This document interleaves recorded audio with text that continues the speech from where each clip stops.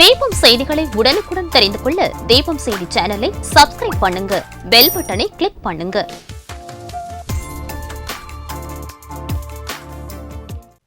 வணக்கம். முக்கிய செய்திகள்.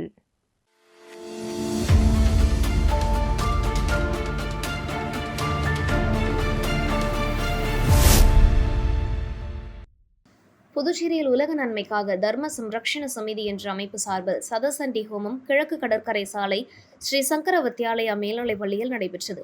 இதில் துணைநிலை ஆளுநர் கைலாஷ்நாதன் கலந்து கொண்டு சதசண்டி ஹோமத்தை தொடங்கி வைத்தார். தொடர்ந்து கோபூஜை மற்றும் அஸ்வத் பூஜையிலும் கலந்து கொண்டார். தொடர்ந்து செய்தியாளர்களின் கேள்விக்கு பதிலளித்த துணைநிலை ஆளுநர் கைலாஷ்நாதன் புதுச்சேரியில் நியாய விலை கடைகளில் இலவச அரிசி விரைவில் வழங்கப்படும் எனவும் தெரிவித்தார்.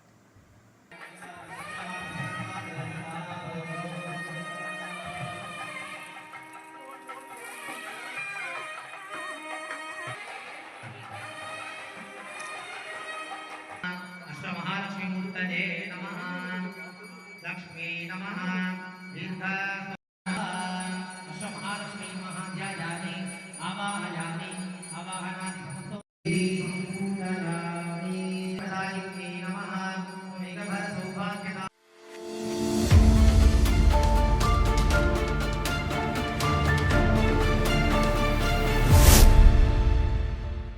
சட்டவிரோதமாக அமைக்காதே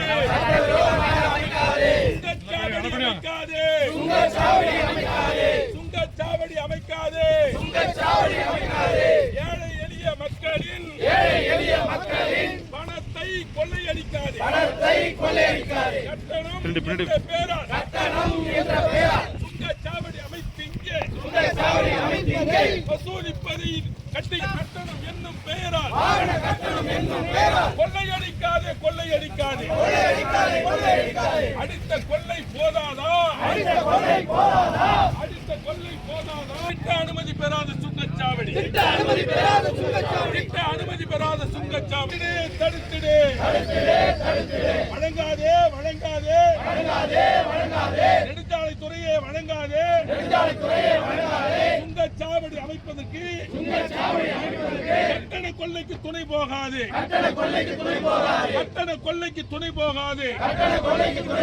என்று கோரி போராட்டம்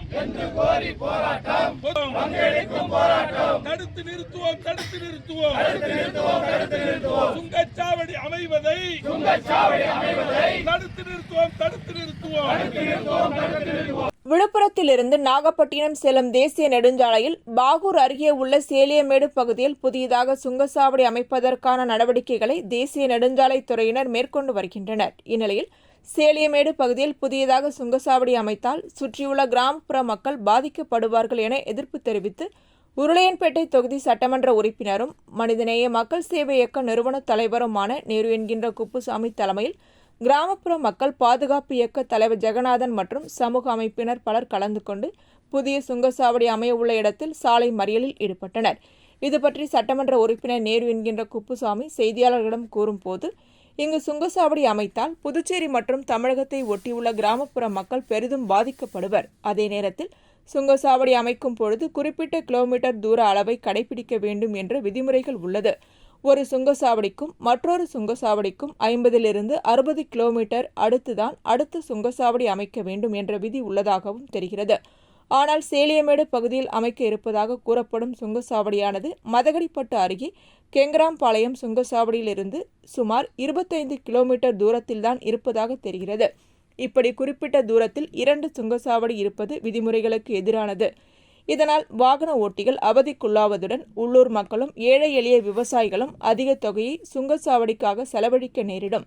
புதுச்சேரி மாநிலம் சிறிய மாநிலம் ஆகும். திட்டான நிலப்பரப்பு கொண்டதாகும். இது தமிழக பகுதி ஒட்டி இருக்கிறது. அதேபோல் புதுச்சேரி பகுதியும் தமிழக பகுதியும் புதுச்சேரி மதகடிப்பட்டிலிருந்து கடலூர் எல்லை வரை பல பகுதிகள் அடுத்தடுத்து இருக்கிறது. இதனால் புதுச்சேரி தமிழ்நாடு ஆகிய 2 மாநில மக்களும் அவரவர் பகுதிகளுக்கு எந்த ஒரு தடையும் சிரமமும் இல்லாமல் அவரவர் இருக்கும் பகுதிகளுக்கு பயணித்து வருவார்கள். இந்நிலையில் சேலியமேட்டில் சுங்கச்சாவடி அமைத்தால் 2 மாநில மக்களும் பெரும் பாதிப்படைவதுடன் அவர்களின் சுதந்திரமான போக்குவரத்து உரிமை பறிக்கப்படும் நிலைமை ஏற்படும். மோட்டார் வாகனம் வைத்திருப்போர் வாகனங்களை விலை கொடுத்து வாங்கும் பொழுதே சாலைகளை உபயோகப்படுத்துவதற்கென்று சாலை வரிகளை கட்டி முடித்துவிட்டுதான் வாகனங்களை பயன்படுத்துகிறார்கள். அப்படி இருக்கையில் மத்திய மாநில அரசுகள் சுங்கச்சாவடிகள் அமைத்து வரி வசூல் செய்வது முரண்பாடாகும். ஆகையால் மேற்கண்ட நிலைமைகளை கருத்தில் கொண்டு புதுச்சேரி சேலியமேட்டில் சுங்கச்சாவடி அமைக்க இருப்பதை புதுச்சேரி அரசு உடனே தடுத்து நிறுத்துவதுடன் புதுச்சேரி மற்றும் தமிழ்நாடு கிராமப்புற மக்கள் சாலையில் போக்குவரத்து செய்யும் உரிமையை நிலைநாட்ட வேண்டும். அப்படி இல்லை என்றால் பாதிக்கப்பட்டிருக்கும் பொதுமக்களை ஒன்று திரட்டி தொடர் போராட்டம் நடத்தப்படும் என்றும் தெரிவித்தார். புதுச்சேரி எல்லையான பாகூர் மீன் சேலிமேட்டில் ஒரு சுங்கச்சாவடி அமைக்க போகிறதா தெரிய வருது.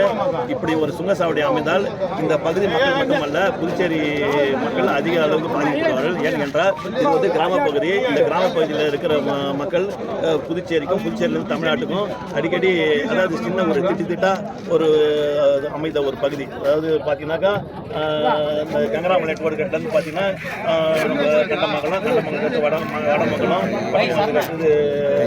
சாவடி இதேமாரி காட்டுக்குப்போம், இப்படியே பாண்டிச்சேரி தமிழ்நாடு சூரியங்குப்பம் இப்படியே கலந்து இந்த எல்லை பகுதி இருக்குது. அப்படி இருக்கல இந்த இடத்துல போட்டோன்னா இரு மாநில மக்களும் பாதிக்கப்படுவாங்களே தவிர இவங்களுக்கு வந்து அந்த பாதிப்பு ஏற்படக்கூடாதுன்னு தான் நாங்கள் இன்னைக்கு இந்த ப்ரொடெஸ்ட் பண்ணுறோம். அதே நேரத்தில் இந்த சுங்கச்சாவடி விதிமுறைக்கு மீறி, அதாவது புதுச்சேரி அரசுக்கே தெரியாது, அமைக்கத்தான் தெரியுது. கேட்டால் நாங்கள் வந்து மோத்தில் வாங்கிட்டோம்ட்டாங்க. மோத்தில் வாங்கினாலும் புதுச்சேரி அரசு அனுமதி இருக்குதான்றது தெரிய வரல. இதை வந்து நான் கலெக்டர்கிட்டையும் கவர்னருக்கு தெரியப்படுத்திக்கிறோம். இதை இப்படி ஒரு சுங்கச்சாவடி அமைந்தால் பொதுமக்களுக்கு நிறைய பாதிப்பு வரும். அதாவது வாகன ஓட்டிகள் வாகனம் வாங்கக்குள்ளேயே அவங்களுடைய சாலையை பயன்படுத்தி ரோட் டேக்ஸ் கட்டி தான் பண்ணுறாங்க. அதனால் சுங்கச்சாவடி அமைக்கணும்னா ஒரு 60 கிலோமீட்டருக்கு இடைவெளியில் தான் அமைக்கணும். ஆனால் இது வந்து 30 கிலோமீட்டர் 25 கிலோமீட்டர் அமைக்கிறதுனால இது சட்டவிரோத சுங்கச்சாவடி. இதை வந்து மக்கள் பணத்தை கொள்ளையடிக்கும் செயலாக தெரிகிறது. இதை தடுத்து நிறுத்தும் வரை போராட்டம் நடத்துவோம். இது சம்பந்தமா நீதிமன்ற வழக்கு ஏதாவது இது கண்டிப்பாக நாங்கள் இதை மீறி நடந்துச்சுன்னா நீதிமன்றத்தை நாடி இதுக்கான தீர்வை காணும்.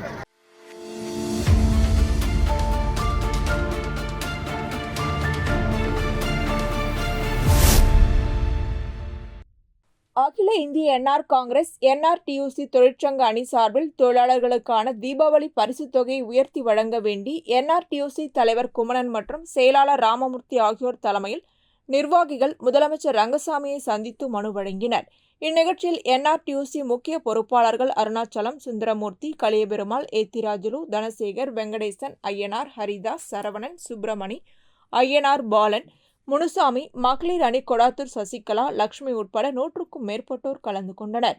இதில் தீபாவளி பரிசுத் தொகை சென்ற ஆண்டு ரூபாய் 5000 கொடுத்ததை விட இந்த வருடம் உயர்த்தி வழங்க வேண்டியும் 2023இல் தொழிலாளர்களுக்காக அறிவிக்கப்பட்ட திட்டங்களை உடனடியாக அறிவிக்குமாறும், கை கால் முறிவு ஏற்பட்ட தொழிலாளர்களுக்கு 3 மாதத்திற்கு 10,000 வழங்க நடவடிக்கை எடுக்க வேண்டியும், நல வாரியத்திற்கு நிரந்தர லேபர் அதிகாரியை நியமிக்க வேண்டியும், பயனாளிகள் பெட் ரெஸ்டில் இருக்கும் பொழுது ஒரு நாளைக்கு 50 ரூபாய் கொடுக்கப்பட்டதை ஒரு நாளைக்கு 1000ஆக உயர்த்தி வழங்க வேண்டியும், மருத்துவ காப்பீட்டு திட்டத்தை மாற்றி அமைக்க ஆவணம் செய்ய வேண்டியும், 9 ஆண்டுகளாக நிர்வாக கமிட்டி அமைக்கப்படவில்லை, அதை உடனடியாக அமைக்க ஆவணம் செய்ய வேண்டியும் கோரிக்கை மனுவை முதல்வரிடம் வழங்கினர்.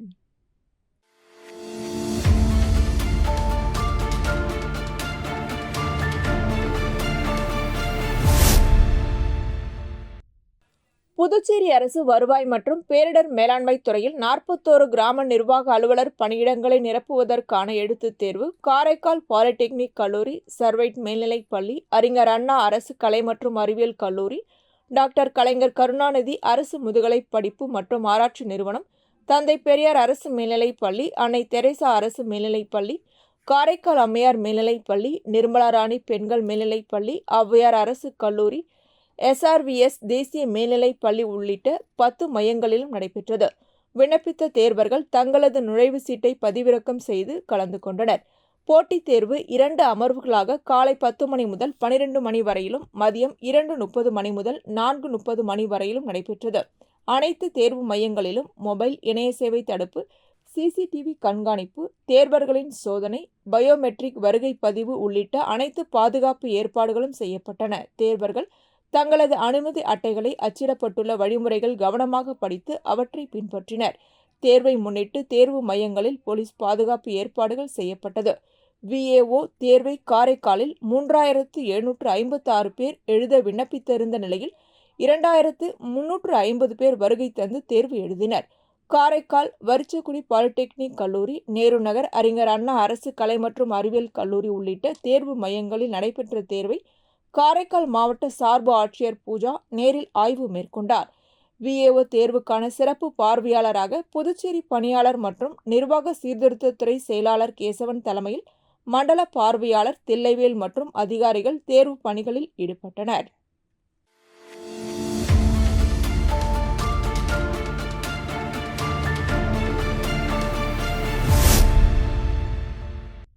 வில்லியனூர் பகுதியில் ரோந்து பணிகளை தீவிரப்படுத்தும் விதமாக மேற்கு காவல் கண்காணிப்பாளர் சுப்பிரமணியன் உத்தரவின் பேரில் வில்லியனூர் வட்ட ஆய்வாளர் கலைசெல்வன் மேற்பார்வையில் உதவி ஆய்வாளர் திருமுருகன் தலைமையிலான வில்லியனூர் காவல்துறையினர் இரவு ரோந்து பணியில் ஈடுபட்டனர். அப்பொழுது வில்லியனூர் பைபாஸ் சாலையில் உள்ள மதுபான கடை அருகே சந்தேகத்திற்கு இடமளிக்கும் வகையில் சுமார் 6 பேர் கொண்ட கும்பல் நின்று கொண்டிருப்பதை கண்டு சுற்றி வளைத்த காவல்துறையினர் அவர்களிடம் விசாரணை மேற்கொண்டதில் இரவு நேரங்களில் வழிப்பறியில் ஈடுபடுவதற்காக திட்டம் தீட்டியது தெரியவந்தது.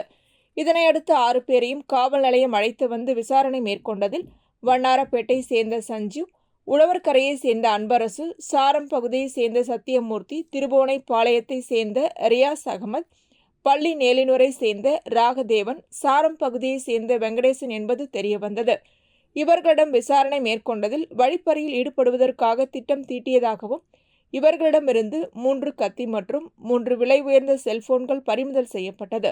மேலும் கைது செய்யப்பட்ட 6 பேர் மீது கொலை, கொள்ளை மற்றும் பல்வேறு வழக்குகள் நிலுவையில் உள்ளது என்பது குறிப்பிடத்தக்கது. இதனையடுத்து 6 பேர் மீதும் வழக்கு பதிவு செய்து நீதிமன்றத்தில் ஆஜர்படுத்தி காலாப்பட்டு மத்திய சிறையில் அடைக்கப்பட்டனர்.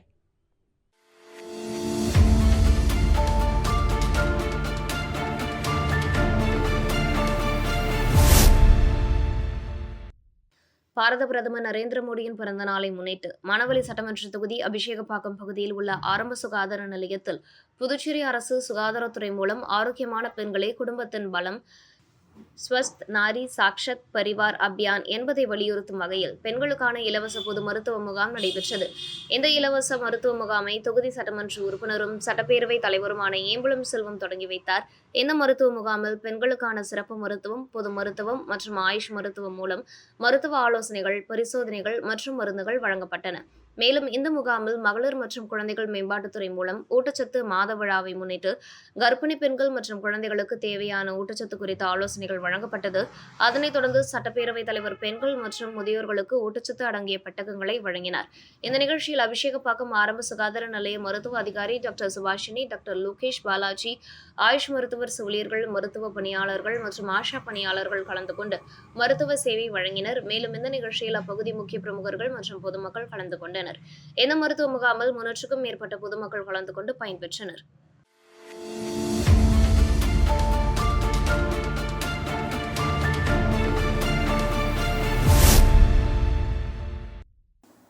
காரைக்கால் திருப்பட்டினம் கொம்யூன் பஞ்சாயத்துக்குட்பட்ட கீழையூர் மாரியம்மன் கோவில் தெரு மற்றும் LGR குடியிருப்பு பகுதிகளில் சாலைகள் மற்றும் கழிவுநீர் வடிகால் சரி செய்து தரக்கோரி செப்டம்பர் 15ஆம் தேதி நடைபெற்ற பொதுமக்கள் குறைதீர்ப்பு கூட்டத்தில் அப்பகுதி மக்கள் காரைக்கால் மாவட்ட ஆட்சியர் ரவி பிரகாஷ் மனுவாக வழங்கினர். இதனைத் தொடர்ந்து மாவட்ட ஆட்சியர் கலாய்வு மேற்கொண்டார். கீழையூர் மாரியம்மன் கோவில் தெரு மற்றும் LGR குடியிருப்பு பகுதியில் சேதமடைந்த சாலைகள் மற்றும் தேவையான வடிகால் வசதிகளை ஆய்வு செய்தார். பொதுப்பணித்துறை மற்றும் திருப்பட்டினம் கொம்யூன் பஞ்சாயத்து அதிகாரிகளுடன் ஆலோசனை நடத்தி சேதமடைந்த சாலைகளை சீரமைக்கவும், வடிகால் வசதிகளுடன் தரமான சாலை அமைக்கவும் தேவையான நடவடிக்கைகளை மேற்கொள்ள அதிகாரிகளை அறிவுறுத்தினார். மேலும் திருப்பட்டினம் வெள்ளாளர் திருவல் வடிகால் அளவீடு தொடர்பாக புகார் மனுதாரருடன் தொலைபேசி மூலம் தொடர்பு கொண்டு நில அளவையாளர்கள் சரியான அளவீடு செய்து நடவடிக்கை எடுக்க அதிகாரிகள் அறிவுறுத்தப்படுவதாகவும் தெரிவித்தார். இந்த ஆய்வில் நிரவி திருப்பட்டினம் தொகுதி சட்டமன்ற உறுப்பினர் நாகத்தியாகராஜன், ஆட்சியர் செயலர் பொன் பாஸ்கர் மற்றும் பல அதிகாரிகள் கலந்து கொண்டனர்.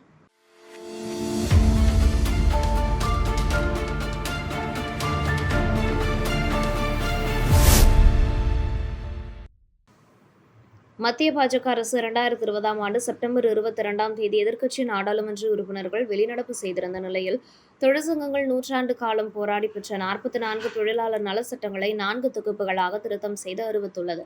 சட்டம் இன்றளவு முழுமையாக அமலுக்கு வரவில்லை என்றாலும் அமல்படுத்துவதற்கு மத்திய பாஜக அரசு தீவிரமாய் முயற்சி மேற்கொண்டு வருகிறது. சட்ட திருத்தம் அமலுக்கு வந்தால் தொழிலாளர்கள் பெற்று வருகிற உரிமைகளும் முற்றிலும் பறிக்கப்பட்டு நவீன கொத்தடிமைகளாக மாற்றப்படும் அபாயம் உள்ளது. மேலும் 8 மணி நேர வேலை என்பது மாற்றப்பட்டு 12 முதல் 14 மணி நேரம் வரை மாறுவதற்குரிய அபாயம் உள்ளது. கார்ப்பரேட் கம்பெனிகளுக்கு ஆதரவாக ஒன்றிய பாஜக அரசு இந்த கடுமையான சட்ட திருத்தங்களை அமல்படுத்த இன்றும் பெரும் முயற்சி எடுத்து வருகிறது. கடந்த நாடாளுமன்ற தேர்தலில் மக்களின் ஆதரவை இழந்துள்ள போதும் இன்றைக்கும் பிற கட்சிகளின் ஆதரவோடு ஆட்சி நடத்தி கொண்டிருக்கிற நிலையிலும் தொழிலாளர்களுக்கு விரோதமான நடவடிக்கைகளை தொடர்ந்து செய்து வருகிறது. இத்தகைய நடவடிக்கைகளுக்கு எதிராகவும் சட்ட திருத்தத்தை கொண்டு வந்து செப்டம்பர் 22ஆம் தேதியில் நாடு முழுவதும் கருப்பு தினமாக கடைபிடிப்பது என்று முடிவெடுக்கப்பட்டதன் அடிப்படையில் செப்டம்பர் 22ஆம் தேதி இந்தியா நாடு முழுவதும் கருப்பு தினமாக அறிவித்து அனைத்து தொழிற்சங்கங்களின் சார்பில் கருப்பு பேட்ச் அணிந்தும் கருப்பு கொடி பிடித்து கண்டன ஆர்ப்பாட்டங்களை நடத்துவது என முடிவு செய்துள்ளார்கள். அதன்படி புதுச்சேரி அனைத்து தொழிற்சங்கங்கள் சார்பில் போராட்டம் நடைபெற்றது. போராட்டத்திற்கு ஏஐடியூசி மாநில பொதுச் செயலாளர் சேது செல்வம், சிஐடியு மாநில செயலாளர் சீனிவாசன், ஐஎன்டியூசி மாநில பொதுச் செயலாளர் ஞானசேகரன், எல்பிஎஃப் மாநில அமைப்பாளர் அண்ணா அடைக்கலம் ஆகியோர் தலைமை வகித்தனர். ஏஐசிசிடியு மாநில செயலாளர் புருஷோத்தமன், எல்எல்எஃப் மாநில செயலாளர் செந்தில், எம்எல்எஃப் பொறுப்பாளர் மாசிலாமணி, என்டிஎல்எஃப் மாநில தலைவர் மகேந்திரன் ஆகியோர் முன்னிலை வகித்தனர். AITUC Abhishekam, Anthony, Dayalan, Motilal, Murthy, CITU Prabhuraj, Kolanjiappan, Ravichandran, Dineshkumar, INTUC Narasingam, Tamilselvan, Panneer Johnson, LPF Angalan, Vishal, Sivakumar, Seenivasan, AICCTU Arul, NTLF Saravanan உட்பட தொழிலாளர்கள் கலந்து கொண்டனர்.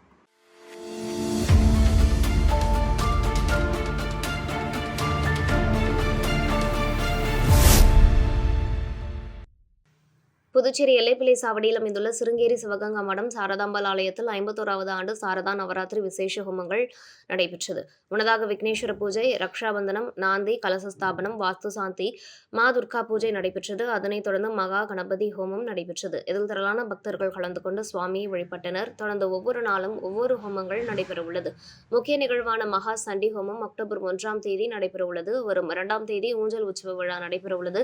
நிகழ்ச்சிக்கான ஏற்பாட்டினை சிருங்கேரி சிவகங்கா மடம் சாரதாம்பாள் ஆலய நிர்வாகிகள் செய்திருந்தனர்.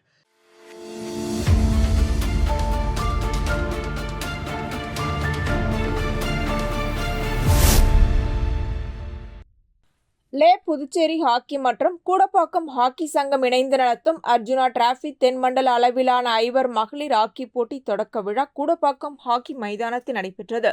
இதனைத் தொடர்ந்து 2ஆம் நாள் நடைபெற்ற லீக் போட்டியில் சட்டமன்ற உறுப்பினர் சாய்ஜே சரவணகுமார் மற்றும் அவரது துணைவியார் அன்னபிரபாவதி ஆகியோர் கலந்து கொண்டு நிகழ்ச்சிக்கு தலைமை தாங்கி போட்டியினை தொடங்கி வைத்தனர்.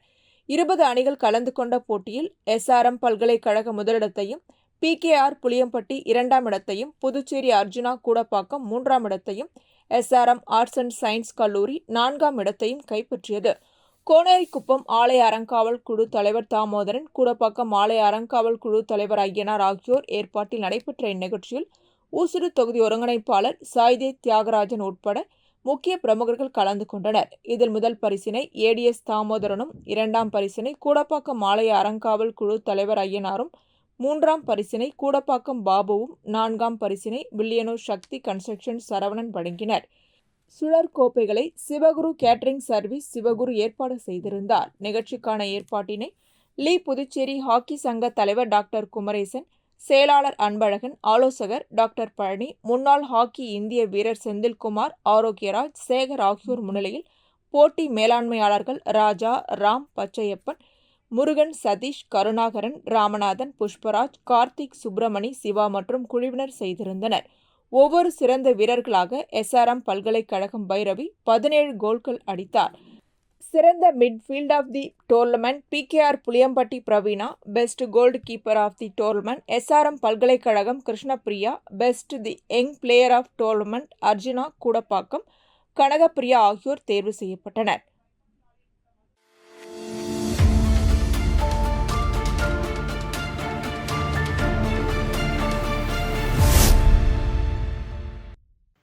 புதுச்சேரியில் குப்பை சேகரிக்கும் பணியில் அரசு ஒப்பந்தப்படி கிரீன் வாரியர் என்ற நிறுவனம் ஈடுபட்டு வருகிறது.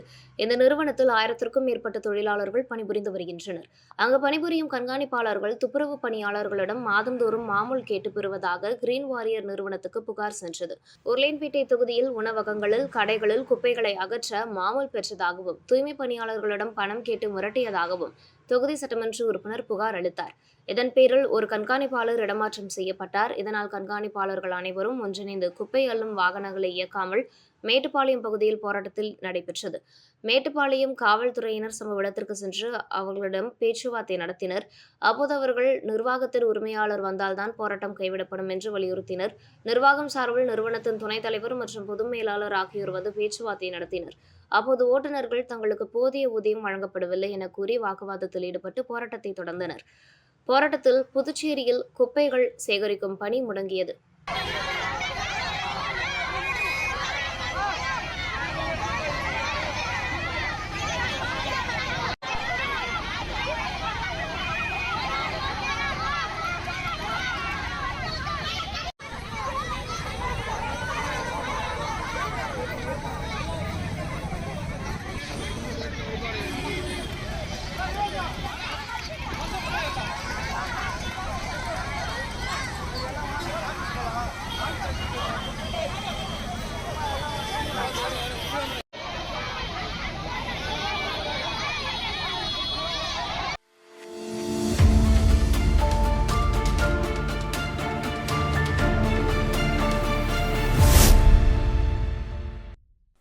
புதுச்சேரி பாஜக சிறப்பு அழைப்பாளர் மங்களம் தொகுதி பிரபு பிறந்தநாள் விழாவை முன்னிட்டு நலத்திட்ட உதவிகள் மற்றும் அன்னதானம் வழங்கி கொண்டாடப்பட்டது. இதில் அமைச்சர் நமச்சிவாயம் கலந்து கொண்டு பொன்னாடை அணிவித்து பூச்செண்டு கொடுத்து பிறந்தநாள் வாழ்த்து தெரிவித்தார்.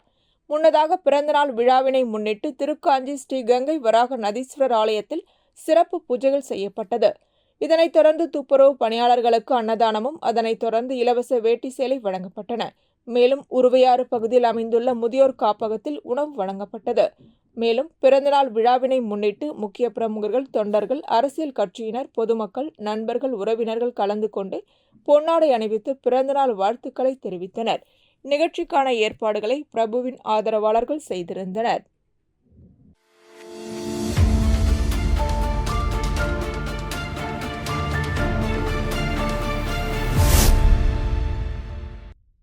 புதுவை காமராஜர் நகர் தொகுதி காங்கிரஸ் கட்சி சார்பில் 2024-25 கல்வியாண்டில் 10ஆம் வகுப்பு 12ஆம் வகுப்பு பொதுத் தேர்வில் முதல் 3 இடங்களை பிடித்த மாணவர்களுக்கு பரிசளிப்பு விழா 45 அடி சாலையில் உள்ள தனியார் திருமண மண்டபத்தில் நடைபெற்றது. விழாவில் காங்கிரஸ் கட்சி ஒருங்கிணைப்பாளரும் காமராஜர் நகர் தொகுதி பொறுப்பாளருமான தேவதாஸ் தலைமை தாங்கினார். முன்னாள் சபாநாயகர் சுப்பிரமணியன் வாழ்த்துரை வழங்கினார். மாநில தலைவர் வைத்திலிங்கம், முன்னாள் முதலமைச்சர் நாராயணசாமி ஆகியோர் கலந்து கொண்டு பரிசுகள் வழங்கி பாராட்டினர். மேலும் இதில் தொகுதி காங்கிரஸ் கட்சி நிர்வாகிகள் கலந்து கொண்டனர்.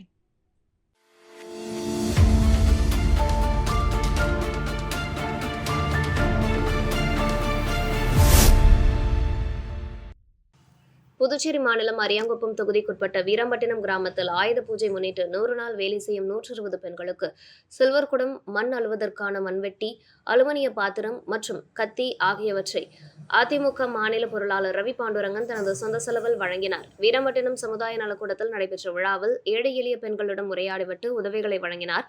நிகழ்ச்சியில் அதிமுக தொகுதி கழக செயலாளர் ராஜா, மாநில மீனவரணி இணை செயலாளர் ராஜவேலு, அவைத்தலைவர் ராஜேந்திரன், வார்டு கழக செயலாளர் பன்னீர்செல்வம், மாநில அம்மா பேரவை இணை செயலாளர் ஜீவா, வீராம்பட்டினம் வார்டு துணை செயலாளர் மணி, கோபி, தொகுதி துணை செயலாளர் சிவா, மேலமைப்பு பிரதிநிதி செல்வம், கலைசெல்வம், நாகப்பன், வார்டு கழக செயலாளர்கள் பாலு, ஜெயக்குமார் மற்றும் கழக நிர்வாகிகள் கலந்து கொண்டனர். இந்நிகழ்ச்சியில் கலந்து கொண்ட பெண்கள் ரவி பாண்டுரங்கனுக்கு நன்றி தெரிவித்தனர்.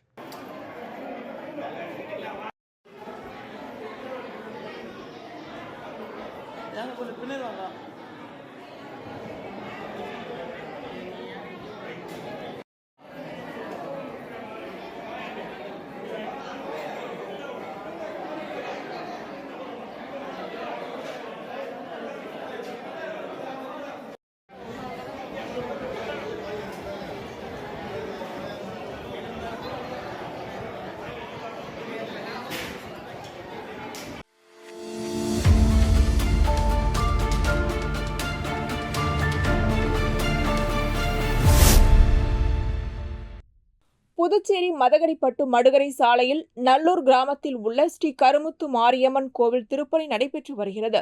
இந்நிலையில் புதுச்சேரி ஜேசிஎம் மக்கள் மன்றத்தின் சார்பில் கோவில் திருப்பணிக்கு சட்டமன்ற உறுப்பினர் அங்காளன் கிராம நாட்டாமைகளிடம் தனது சொந்த செலவில் ரூபாய் 50,000 நிதியுதவி வழங்கினார். நிகழ்ச்சியில் திருபுவனை தொகுதி ஜேசிஎம் மக்கள் மன்ற தலைவர் ரவிக்குமார், பொதுச் செயலாளர் வடிவேல், பொருளாளர் கண்ணன், முன்னாள் கவுன்சிலர் முருகையன், திருபுவனை முருகன், விஜய், பிரபாத், செந்தில், துணைத் தலைவர்கள் அருள்மணி, சத்தியசீலன் மற்றும் நிர்வாகிகள், கிராம முக்கியஸ்தர்கள், பொதுமக்கள் உடனிருந்தனர்.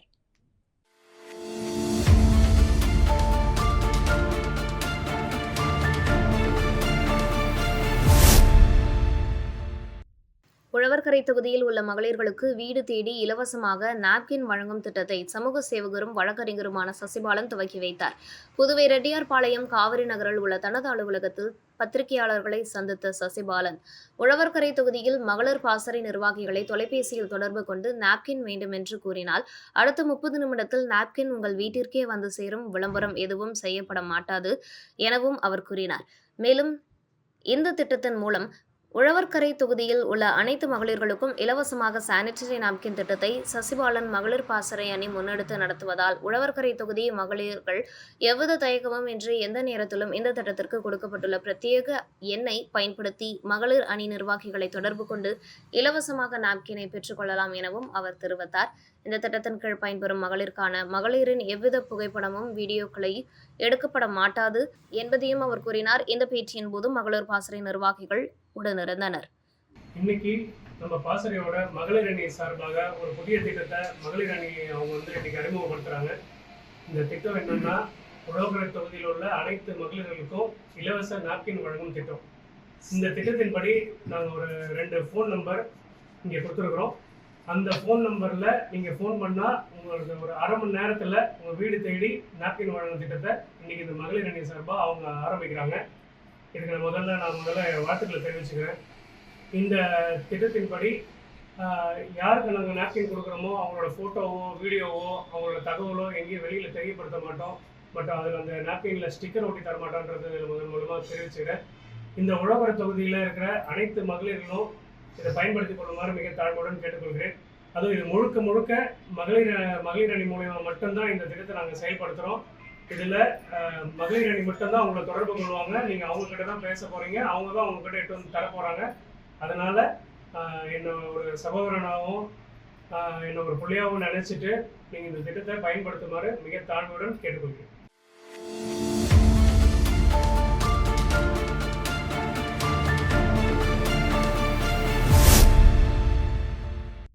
நிரவி திருப்பட்டினம் தொகுதியில் பாஜக சார்பில் கருக்கலாச்சேரி கிளையில் கட்சி பொறுப்பாளர்கள் மற்றும் பொதுமக்களுடன் கலந்துரையாடல் நடைபெற்றது. இந்நிகழ்ச்சியில் தொகுதி பொதுச் செயலாளர்கள் ஆறுமுகம் மற்றும் மனோ சதீஷ், துணைத் தலைவர் மனோகரன் ஆகியோர் கலந்து கொண்டனர்.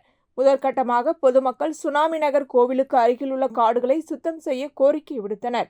இதற்காக உடனடியாக மீனாட்சி சுந்தரத்திடம் எடுத்துரைக்கப்பட்டது. அவர் அனைத்து காடுகளையும் சுத்தம் செய்து தருகிறேன் என வாக்குறுதி அளித்தார்.